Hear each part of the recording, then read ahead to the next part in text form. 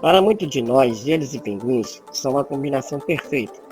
Não é à toa que os pinguins são os animais mais simbólicos da Antártida. A resistência a baixas temperaturas dessas pequenas aves surpreende. Mas será que é possível um pinguim morrer de frio? Bem, para começo de conversa, é necessário saber que apenas 4 das 18 espécies existentes de pinguins vivem no friozão. Essa ideia que nós temos de que pinguim vive apenas no gelo está errada. Uma espécie de pinguim que não vive cercado de gelo é o pinguim de Magalhães, que vive confortavelmente em temperaturas de 0 graus a 28 graus.